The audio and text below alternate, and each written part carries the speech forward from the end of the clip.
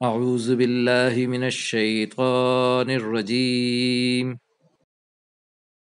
بسم اللہ الرحمن الرحیم۔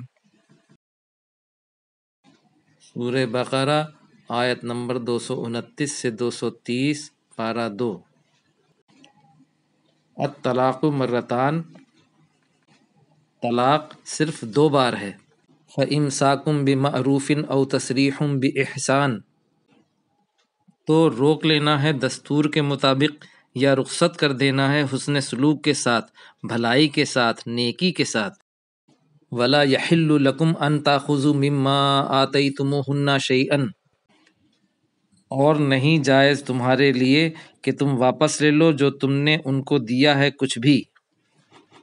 إِلَّا أَن يَخَافَا أَلَّا يُقِيمَا حُدُودَ اللَّهِ، سوائے اس کے کہ ان دونوں کو خوف ہو کہ وہ نہیں قائم رکھ سکیں گے اللہ کے حدود۔ فَإِنْ خِفْتُمْ أَلَّا يُقِيمَا حُدُودَ اللَّهِ، تو اگر تمہیں خوف ہو کہ نہیں قائم رکھ سکیں گے اللہ کے حدود، فَلَا جُنَاحَ عَلَيْهِمَا فِيمَا افْتَدَتْ بِهِ، تو نہیں گناہ ان دونوں پر کہ وہ اس کو فدیہ دے دے، بدلہ دے دے، یعنی عورت کھلا لے لے۔ تِلْکَ حُدُودُ اللَّهِ فَلَا تَعْتَدُوهَا، یہ اللہ کے حدود ہیں، قانون ہیں، تو اس میں حد سے نہ بڑھو، زیادتی نہ کرو۔ وَمَن يَتَعَدَّ حُدُودَ اللَّهِ، اور جو حد سے بڑھے اللہ کے حدود میں، زیادتی کرے اللہ کے قانون میں، فَأُولَئِكَ هُمُ الظَّالِمُونَ، تو وہی لوگ ظالم ہیں۔ فَإِن طَلَّقَهَا،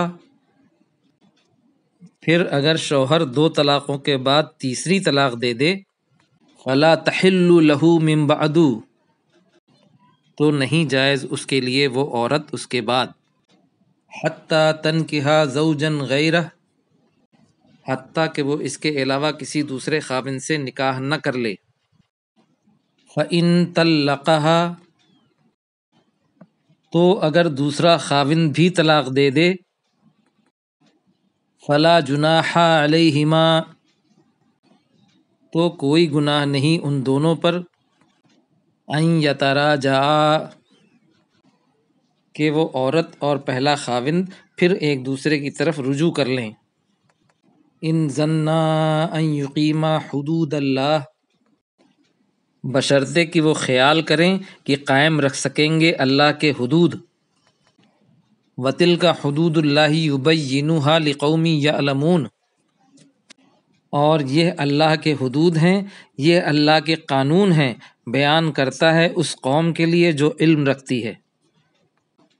صدق اللہ العظیم۔